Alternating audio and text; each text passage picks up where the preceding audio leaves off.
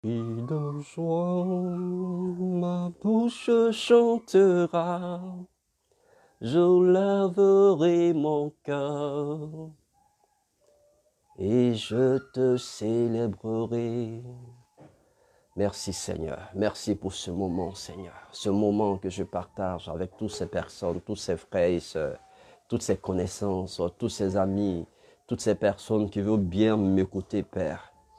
Je prie qu'au nom de Jésus-Christ, que la puissance de ton esprit, oui, que la puissance de ton esprit, Seigneur, les bénisse, les fortifie, relève ceux qui sont tombés, fortifie ceux qui sont affaiblis, guéris ceux qui sont malades, au nom de Jésus-Christ.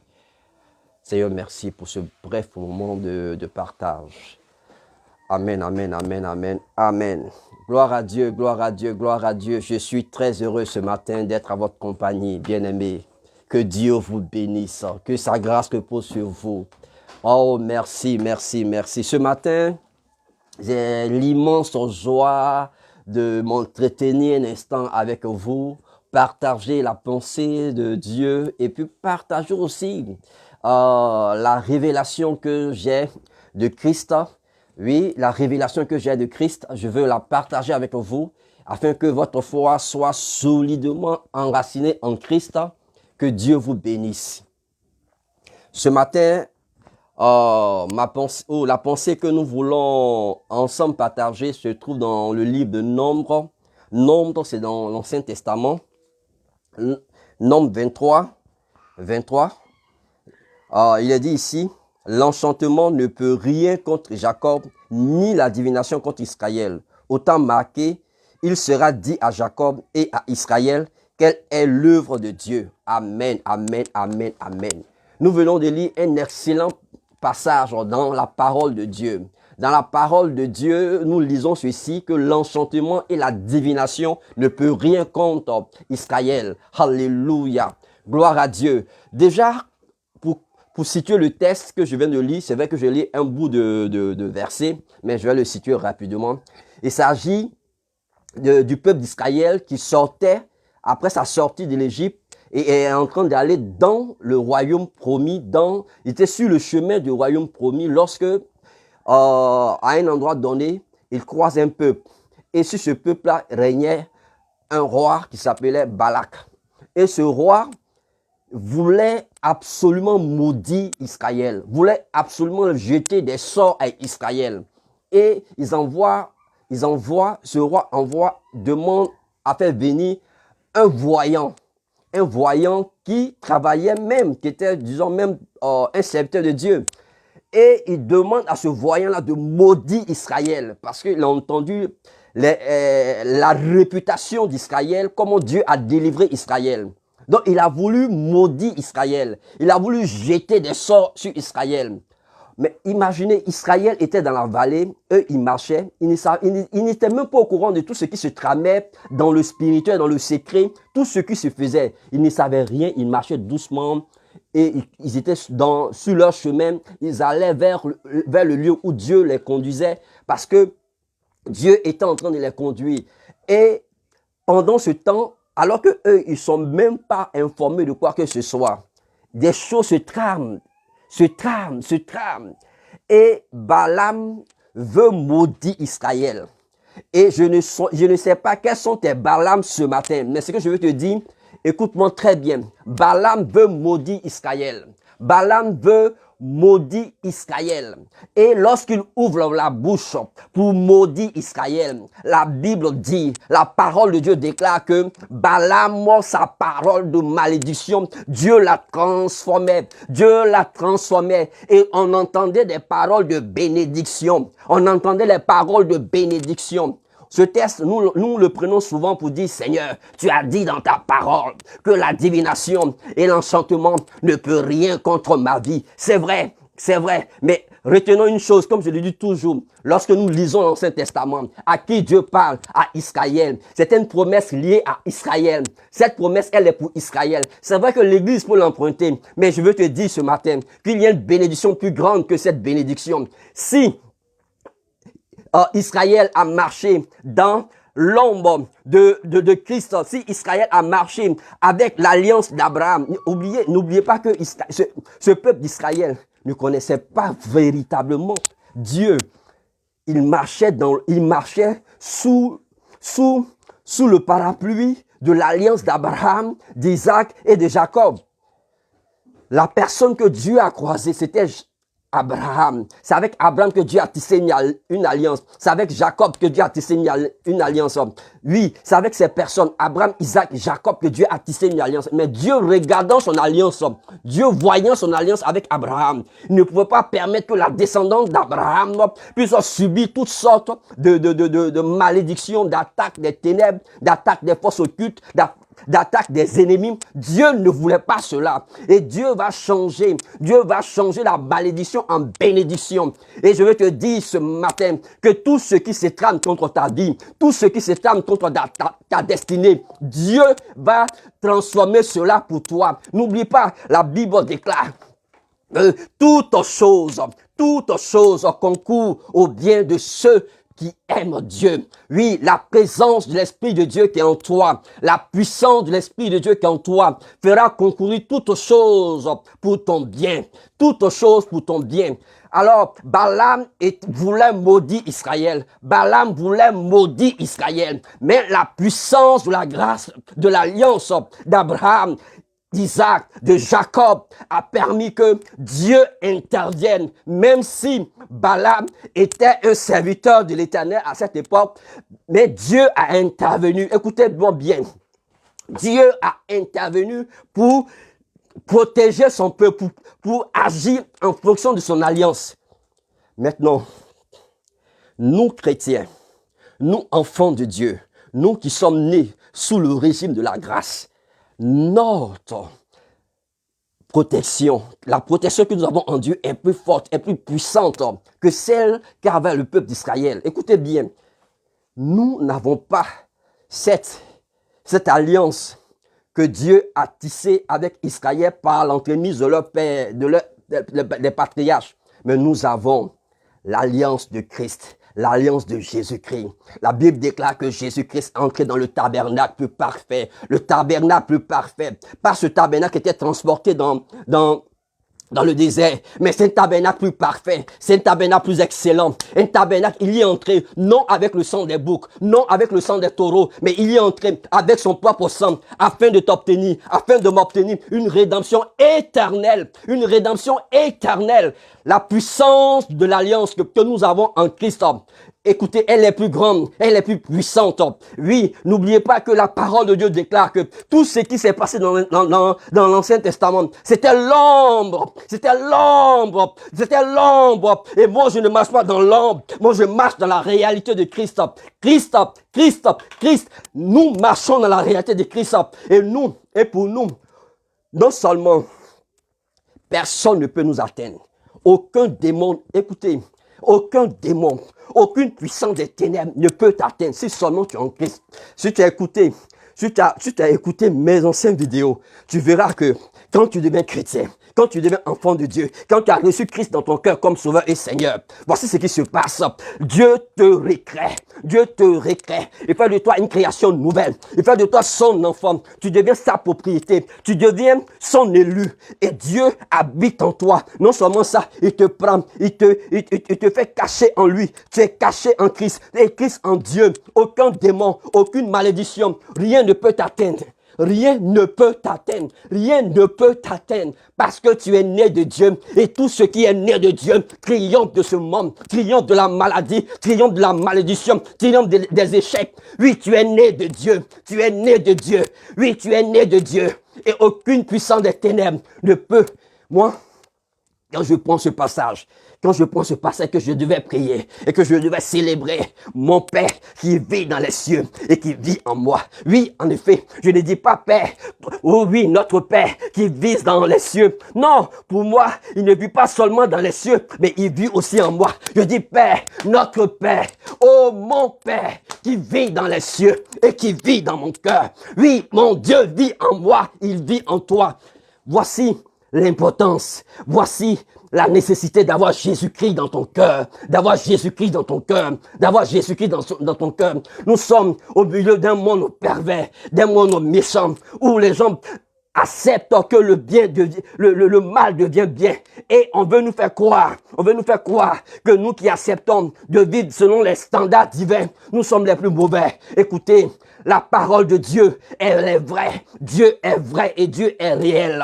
Dieu est réel. Nous sommes dans la vérité, en la personne de Christ Jésus. Nous sommes dans la vérité et Jésus reviendra bientôt pour enlever son église. Mais avant qu'il ne vienne, sache que tu es né de lui. Sa présence est en toi. Dans l'Ancien Testament, comme je le dis, les prophètes, les sacrificateurs et les rois étaient les personnes qui avaient droit à la présence de Dieu, à l'onction de Dieu. Et l'Esprit de Dieu venait se poser au-dessus, pas en eux, mais au-dessus d'eux. Voilà pourquoi Jésus, en parlant, il dit ceci. Écoutez, de tous ceux qui sont nés de femmes, depuis la création, de tous ceux qui sont nés de femmes, il n'y a pas de plus grand, que Jean-Baptiste. Il n'y a pas de plus grand que Jean-Baptiste. Mais cependant, alléluia, quelle parole extraordinaire. Cependant, alléluia, cependant, dit la parole de Dieu, dit le Seigneur des Seigneurs, dit celui qui était depuis la création, dit ceci, cependant, le plus petit, alléluia, le plus petit du royaume est plus grand que Jean-Baptiste. Waouh! Ça veut dire, mon frère, ma soeur, toi qui m'écoutes, si tu as accepté Jésus comme Sauveur et Seigneur, tu es plus grand que Jean-Baptiste. Même si tu es le plus petit, tu es plus grand que Jean-Baptiste, tu es plus grand que Abraham, tu es plus grand que Moïse, tu es plus grand que toutes ces personnes. C'est pas ma parole, c'est pas ma parole. Écoutez, Dieu me dit que je suis grand si je suis né dans le royaume. Et la grande question est de savoir, est-ce que tu es né? Est-ce que tu as été enfanté dans le royaume du Père? Est-ce que tu as été enfanté dans le royaume du Père? Si tel est le cas, tu as une position privilégiée. Quand je pense ce passage qui dit la divination et l'enchantement ne peut rien contre Israël. Et dit, Père, voici ton peuple. Moi, je ne veux pas partir du peuple de Dieu. Moi, je suis enfant de Dieu. Israël est le peuple de Dieu. Mais moi, je suis enfant de Dieu. C'est deux alliances différentes. Je ne comprends pas quand je vois des gens qui sont pressés, qui vont en Israël. Oui, on peut aller en Israël pour faire du tourisme, mais on ne va pas en Israël pour tisser une alliance avec Dieu. L'alliance a été déjà tissée sur la croix. Christ a tissé notre alliance. L'alliance a été tissée sur la croix. On ne va pas en Israël pour aller chercher des eaux, pour aller chercher des huiles. Mais nous avons le Saint-Esprit. Qu'est-ce qui est plus grand que le Saint-Esprit qui est en toi? Qu'est-ce qui est plus puissant que le Saint-Esprit qui est en toi? Je suis allé en Israël. Je suis allé tisser une alliance avec Israël. Oh. Et on amène des gens à dépenser inutilement. Oui, je suis allé en Israël, par rapport à ça, j'ai pris de l'huile, je me frotte avec de l'huile avec. Écoutez, autant ne peut être chrétien, autant ne peut être enfant de Dieu, autant de renoncer à ta foi. Tu renonces à la foi. Écoutez, nous sommes nés de Dieu. Et la parole de Dieu déclare que tout ce qui est né de Dieu triomphe de ce monde. Quel est cet évangile qu'on nous donne aujourd'hui? Quel est cet évangile? Lisons la parole de Dieu. Lisons-la, cette parole-là. Lisons-la. Et quand on finit la lire, demeurons dans le recueillement, dans la présence de Dieu. Et l'Esprit de Dieu qui est en toi, va te révéler, va te faire comprendre la pensée de Dieu, va te faire comprendre, la pensée de Dieu, va te faire comprendre le plan de Dieu. Paul, le grand apôtre Paul, il dit c'est pas la révélation. Oh mon Père, oui, Dieu est notre Père. Nous sommes les fils de Dieu. Nous sommes les fils de Dieu. Nous sommes nés de Dieu. Nous sommes nés de Dieu. Nous sommes nés de Dieu. Et tout ce qui est né de lui, alléluia, j'ai l'ADN de Dieu en moi. C'est pourquoi, depuis un certain temps, le Saint-Esprit m'a parlé, m'a dit, fils, ne crains pas, ne crains pas. Si par malheur, on vous imposait ce vaccin et que ce vaccin entre dans ton corps, mais sache que dans ton corps, il y a quelqu'un de plus grand, il y a quelqu'un de plus puissant. Oui, il est Dieu est en moi, le Saint-Esprit est en moi. Aucun virus ne va prospérer dans mon corps. Il peut pouvoir rentrer peut-être, mais il va jamais prospérer. Aucun virus, aucune bactérie ne va prospérer dans mon corps. Je serai toujours vivant. Oui, je serai toujours vivant. C'est ça ma foi. Quelle est ta foi? Quelle est ta foi? Quelle est ta foi? En quoi tu crois? En qui tu crois? Oui, est-ce que tu crois? Tu crois en quoi? Tu crois en quoi? Tu crois en quoi? En quoi tu crois? Moi, je crois.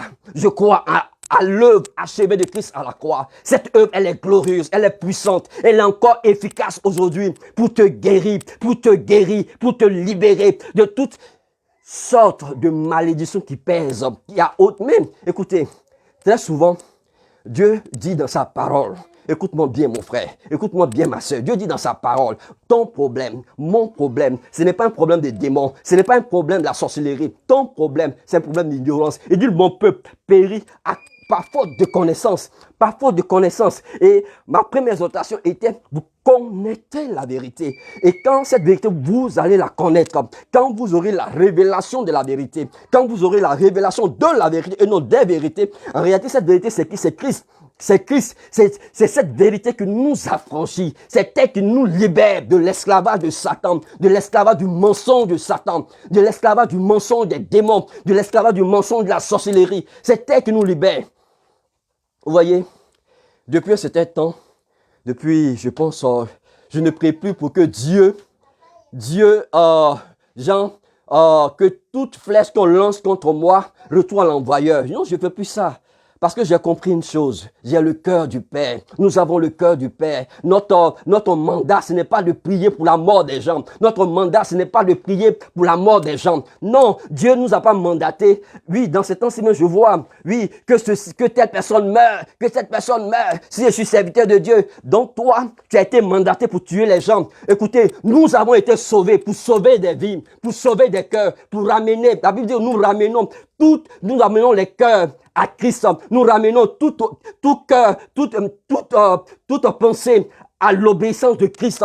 Telle est notre mission. Telle est notre mission. Jésus dit, allez par tout le monde, annoncez ma bonne parole. Annoncez-les ma bonne parole. Celui qui croira, baptisé, sera sauvé. Mais celui qui ne croira pas sera condamné. Oui, ta mission, c'est d'annoncer la bonne parole de la délivrance, du salut. Et ma mission, et c'est cette mission que je veux accomplir maintenant sur les réseaux sociaux, en vous annonçant que Christ est vivant, que nous sommes sur une nouvelle alliance, l'alliance de l'œuvre achevée de Christ. Cette alliance, elle parle encore pour toi, elle crie encore pour toi. La Bible déclare que le sang de Christ crie plus fort que celui d'Abel. Le sang de Jésus crie en ta faveur, crie en ta faveur, crie en ta faveur.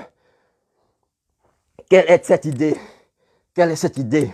Oui, dans notre famille là, on ne se marie pas. Dans notre famille là, personne ne devient quelqu'un. Écoutez, si tu penses encore que tu es de la famille et que les liens ancestraux ou ancestraux de ton père ou de la maison de ta mère, que les autels qui sont de la maison de ta mère ou de ton père ont de l'effet sur toi, c'est que tu n'as encore rien compris au message de la grâce. Écoute-moi très bien. Si tu penses que la maison, les autels de la maison de ton père et les autels de la maison de ta mère t'empêchent d'être l'image authentique, l'image glorieuse que nous sommes en Jésus-Christ, c'est que tu n'as pas encore compris le bon évangile. Écoutez-moi très bien.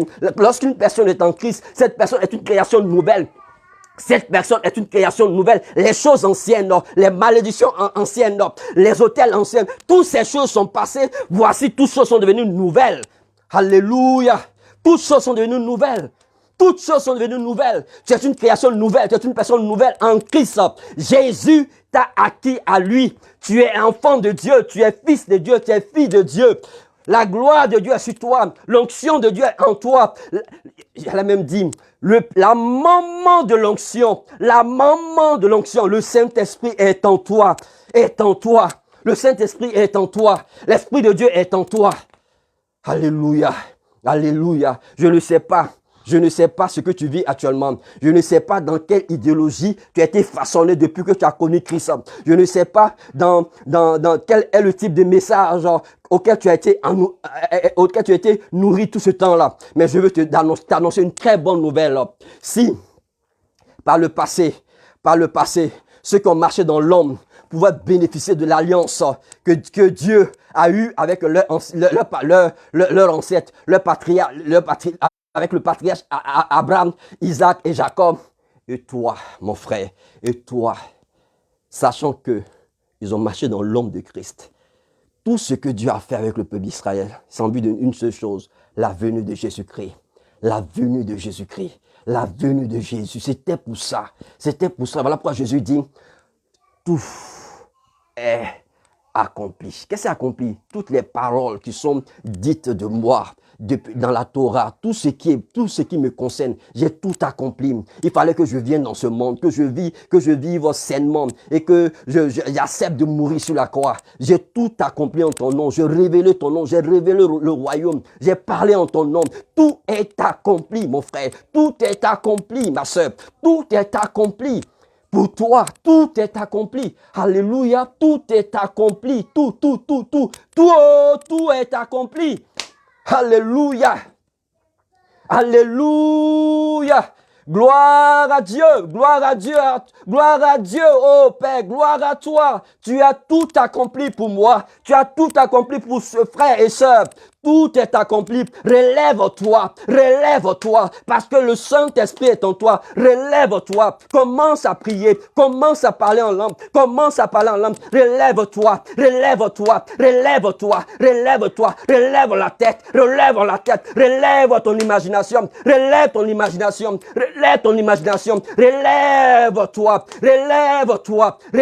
ta manière médiocre de penser, relève ça, change ta manière de penser. Écoutez, le problème de pas mal de personnes, ce n'est même pas les démons.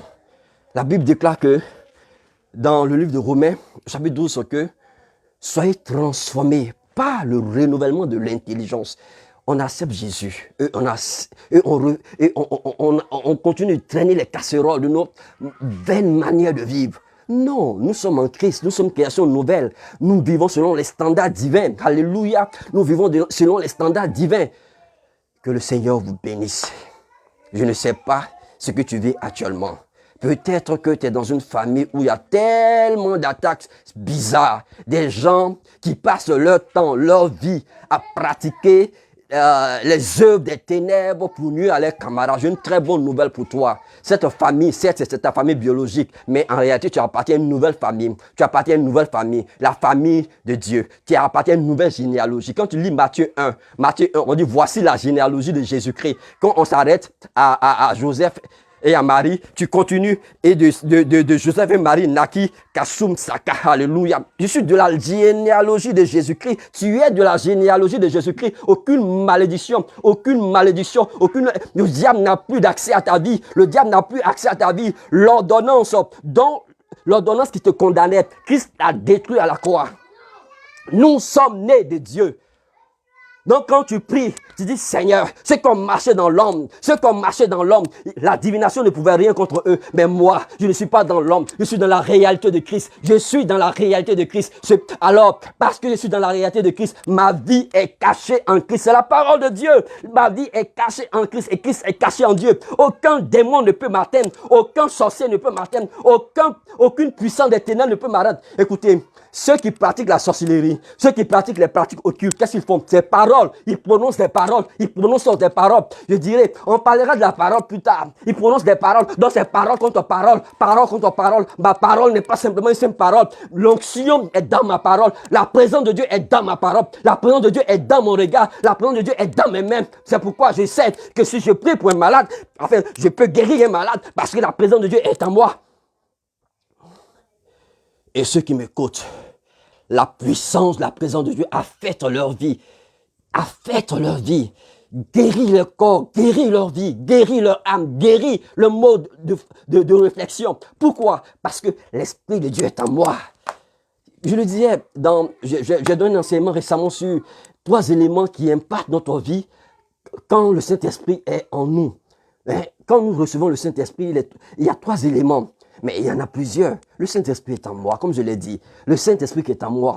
C'est pas une petite application informatique que Dieu a mis. Alors, si j'ai besoin d'une option pour le don de guérison, alors il doit descendre du ciel. S'il y a besoin d'une option pour l'option de révélation, il doit descendre du ciel. S'il y a besoin d'une option pour l'option de pasteur, il doit dire, non, tout est en moi. Tout est en moi. Le Saint-Esprit qui est en moi, c'est tout qui est en moi. Parce que c'est lui qui distribue le Père. Il est la maman de l'onction, des ministères. Donc tout est en moi. Tout est en moi.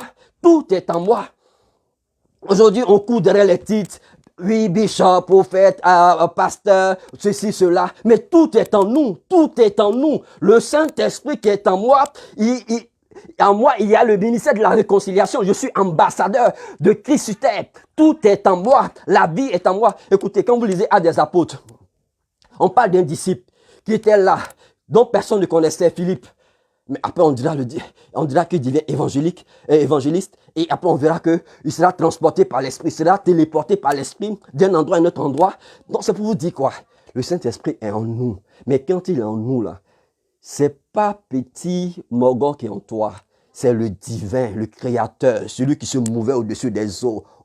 Avant la création, quand tu lis Genèse chapitre 2, il est dit que le Saint-Esprit se mouvait au-dessus des eaux. Alléluia. Se mouvait au-dessus des eaux. Oui, peut-être que ta vie est comme actuellement le chapitre 2 de la Genèse, le chapitre 1, verset 2 de la Genèse. Oui, ta vie, le Saint-Esprit est là, mais c'est tout un chaos dans ta vie, un chaos dans ton ministère. Mais laisse-moi te dire, tu as besoin de la révélation. Tu as besoin d'une parole. Mais demande cette parole au Père. Demande, attends-toi à cette parole et tu verras, ta vie va changer. Parce que la puissance, l'onction, la maman de l'onction est déjà en toi. Tu as besoin d'une parole. Il suffit d'une parole. Il suffit d'une parole. Ces dernières années, il y a quelque chose d'extraordinaire. Vraiment que le Seigneur m'a permis vraiment d'expérimenter. Avant, il fallait que quand j'étais dans un long moment de jeûne, dans un long moment de prière, je voyais mon parler en langue changeait, de nouveaux mots venaient, de nouvelles expressions venaient. Mais dans ces temps-ci, à cause de la qualité des révélations des choses du royaume, cela me impacte mon parler en langue, impacte ma manière de voir la vie. Vraiment, je prie que le Seigneur t'aide, que le Seigneur t'aide. Écoutez, nous sommes de la Jérusalem d'en haut et non de la Jérusalem d'en bas. Bon, la vie est un choix. Dieu dit, j'ai mis devant toi la vie et la mort, mais choisis la vie. Mais si tu veux choisir encore les choses de la terre, n'engage que toi. Tu as entendu la parole. Que Dieu te bénisse. Tu es né de nouveau. Tu appartiens à la famille de Dieu. Tu appartiens à la famille de Dieu. Tu appartiens à la famille de Dieu. Marche dans cette vérité-là. Marche dans cette vérité-là. Je ne comprends pas.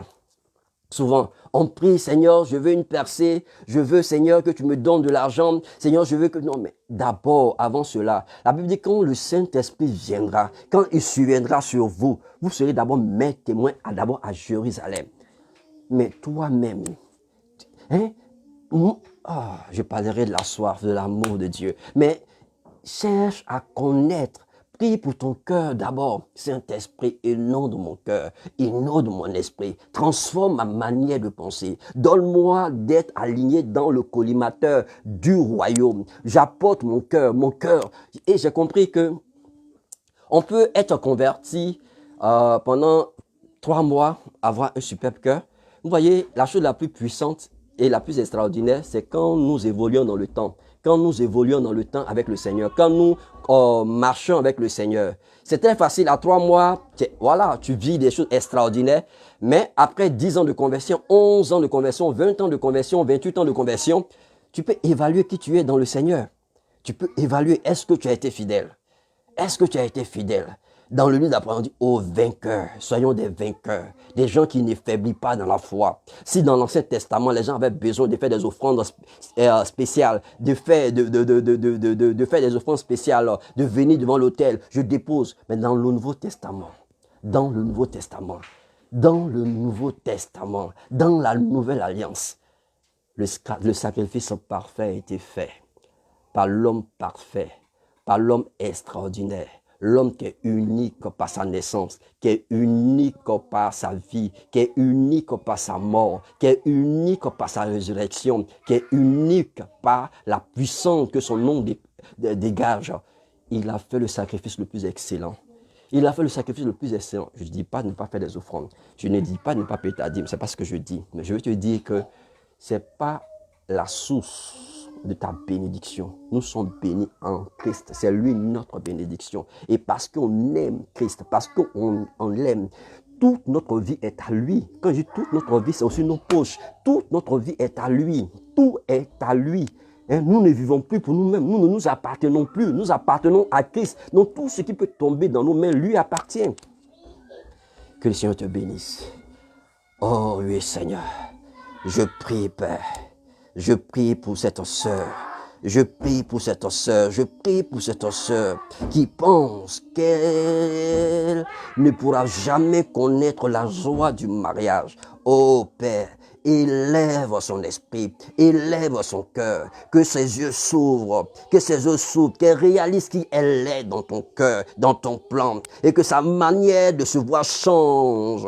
Car son problème, c'est pas le manque de frères, mais son problème, c'est la manière dont elle se regarde. Et je prie, Seigneur notre Dieu, que cette manière soit transformée, soit changée au nom de Jésus-Christ. Père, merci. Merci parce que en ce moment, tous ceux qui me suivent, la puissance de ta présence en moi, l'onction que je dégage, les touche et les guérit. Peu importe la nature du mal, aucune maladie ne peut tenir devant le nom de Jésus-Christ. Il est écrit, ce nom a été souverainement élevé, en sorte que tout genou fléchit. Et ce matin, tout se fléchit genou devant le nom de Jésus-Christ. Et je proclame la guérison dans le cœur, dans le corps, la guérison, l'onction de ton esprit qui est en moi. Oui, Seigneur, tous ces vies, au nom de Jésus-Christ, soyez bénis. Soyez bénis. Que la grâce de Dieu repose sur vous. Que son esprit vous remplisse au nom de Jésus-Christ. Et à très bientôt. Merci. Merci de nous soutenir. Merci également d'aller sur notre chaîne YouTube. Nous aurons cette vidéo tout à l'heure là-dessus. Et merci de partager aussi nos vidéos sur YouTube parce que avec l'algorithme de YouTube, cela permettra à l'algorithme de YouTube de proposer nos vidéos pour que tout le monde soit exposé à la vraie parole. Oui, c'est bien dit, je crois bien. Oui, à la parole de Dieu. Oui, à la parole de Dieu. Il y a une parole de Dieu. Il n'y a pas de vraie parole de Dieu. Il y a une parole de Dieu. Voilà, à la parole de Dieu. Que le Seigneur vous bénisse. Je vous aime. Et Jésus vous aime par-dessus tout. À très bientôt.